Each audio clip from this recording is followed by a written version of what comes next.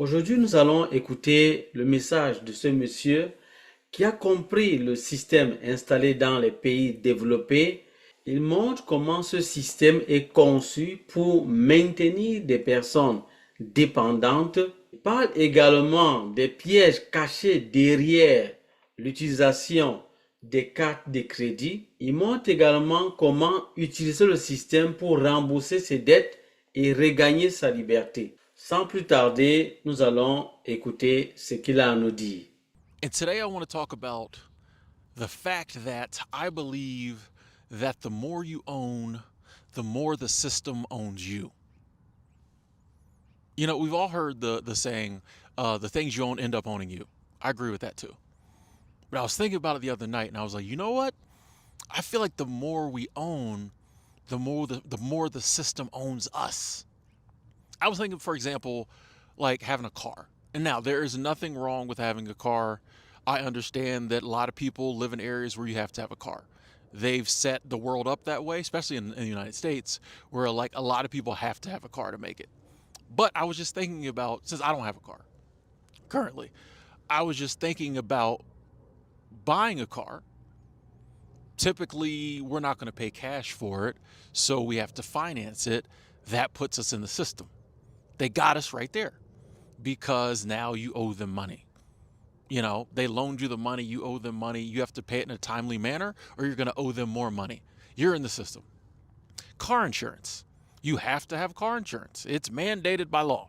So that's another hundred some dollars every month you have to pay out, depending on what your, driving history look like.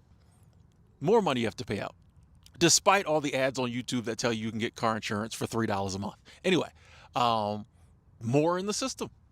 That's more money you got to dole out every month, And then there's just so many other things that come with having a car. You got to park it in the right spot or they'll put a ticket on it. You know what I mean? Like you have to have a driver's license to drive that car in the system. You know what I mean? Like just one purchase puts you like so much deeper into the system, and there's so many things you have to do. You have to register that car, so you have to let them know where you are.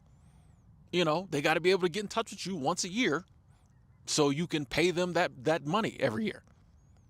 You've already bought the car, already got the tag, already registered it. Why do I have to pay every year? Anyway, we're not here to debate whether any of this makes sense. It's just a point. That's one purchase. One car puts you in the system 5, 6 different ways. Owning a home, kind of the same thing. So many different things come with owning a home. So many different ways you're in the system. So many different people now can dictate to you what you can and can't do, what you have to do. In order for you to keep this home, you have to do this. You have to pay these property taxes. But it's my house. I've paid it off. I own it. Nope. You still got to pay these property taxes. You got to do what we say or we can come take that home. So many different things. You know what I mean? Your phone. Now that you got a phone, they can track you. They know where you're at all times now because you have a cell phone, right? It's just like everything comes with something extra. And they're just heaping more and more on. I was talking to a friend of mine about like all these subscription services now. And now I feel like he said there's like, you don't even get heated seats in your car in some of the newer cars unless you pay a subscription service for it, right? Then they come up with this amazing thing called credit cards, which I remember the old commercials. I think it was like MasterCard where they would list certain things in the price and then they would be like the freedom to do whatever you want priceless. Basically putting the ideal out there that like credit cards were your friend. Credit cards are like that friend who is great to hang out with and y'all have a blast partying or watching a game, but they talk crap about you behind your back the rest of the week. You know what I mean? We've all had that friend that like, said person is not really your friend, but like they cool occasionally. That's how credit cards are. Credit cards are cool when like you need the money for something. Like when you really need them, credit cards are cool. The rest of the time, they're not cool. They didn't come up with credit cards to help you out. They came up with them to make money. The more credit cards you got, the more the system has got you, because if you got a lot of credit cards, you're probably using all of them. People who don't use their credit cards to go into massive amounts of debt, they got like one or two. They don't need 8. The more credit cards you got, the more the system has got you because you're using them more and you're going into deeper and deeper debt. And once you get into debt, oh boy, they got you. And debt is the biggest one. I'm here to tell you debt is the biggest one because these days, most of us are buying all of our possessions on credit cards. It was a little different in the 80s.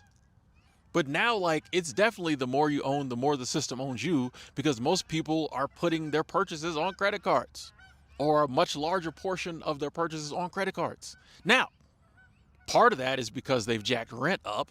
They've jacked the prices of cars up. They've jacked the prices of food up. We won't get into why, but like prices going up. People's pay is not going up. So people are like, hey, I can't afford to buy all this stuff. You know what I mean? With just my paycheck.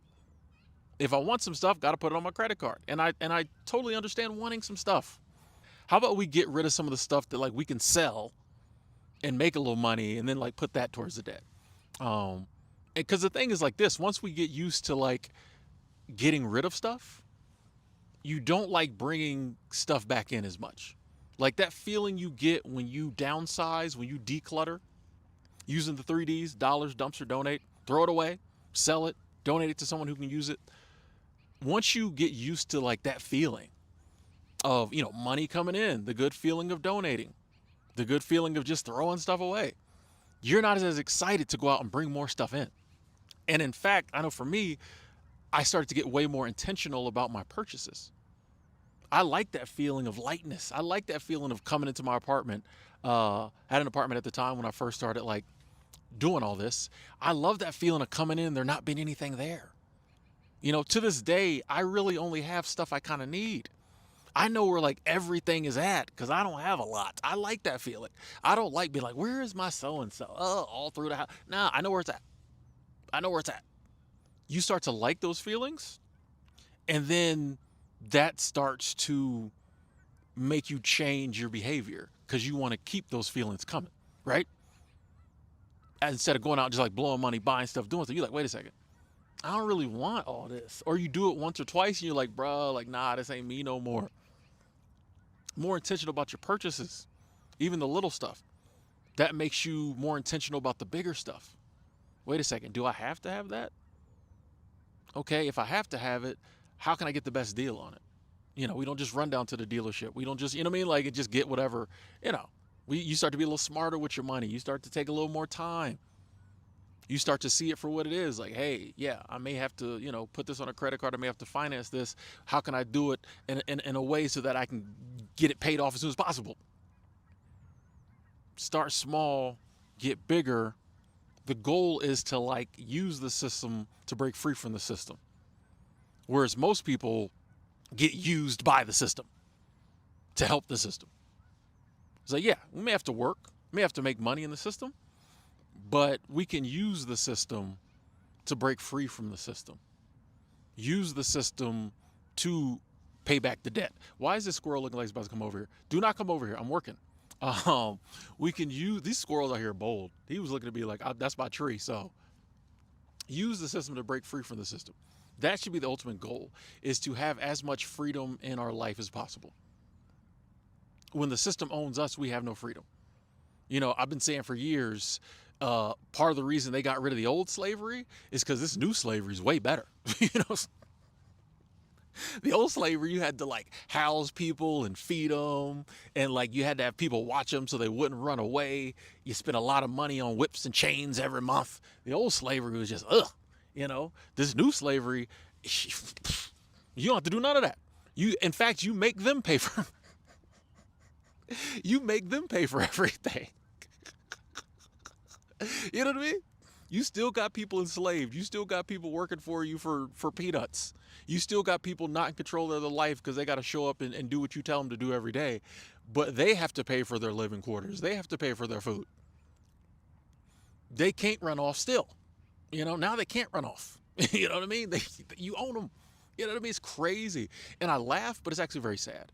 And I think once you start to see it that way, you know, they do a good job of making it seem like, somebody commented this the other day, and I respect their opinion, but they were like, oh, in a country like America where we have capitalism, the free market, if you're not successful, it's your fault. They do a good job of spinning that narrative. That way, you look at your life, and when it's not going the way you want it to go, you think it's your fault. But no, the system is set up for your life to end up that way, right? The system is set up for you not to enjoy your life. The system is set up for you to be thousands and thousands and thousands of dollars in debt and never come out of it. To die with the debt, then they just go after your next family member. That's the way the system is set up. The system is set up for you to have to work until you are 65, 67, probably 69, coming up soon, minimum. And then maybe you get to have a little fun once you've given us all your best years. That's the way the system is set up. It is not set up for you to make it. It is not set up for you to be successful. It is not set up to help you. And when you realize that, you really start to pay a little more attention with the things you do in life. You know, you really start to be like, wait a second. Is this just feeding more into the system? Is this going to allow them to have more control in my life? Is this going to mean they own me for another 7 years? Now, once again, I understand we all have to have a place to stay. We got to, do the things we got to do, maybe on a car, work, all these things. I understand. But we can be actively working towards paying those things off. Not spending all our money on those things. Getting a car that does what it needs to do, not spending $30,000 extra on a car because it has a certain logo on it. You know what I mean? Like, just living with the intention of, I want to have as much control over my life as possible so I can do the things I love with people I love as much as possible in my life, as opposed to just like, I want to accumulate. I want to have the trappings of success.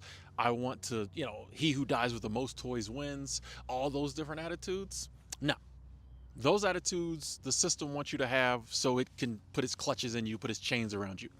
You have the attitude of like, no, this is my life.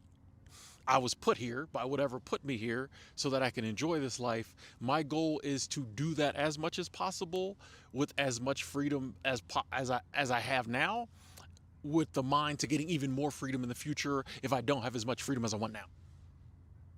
And when we make purchases that way, when we make life decisions that way, thinking along those lines, it's different. We're not slaves to the system. We're just using the system to break free from the system.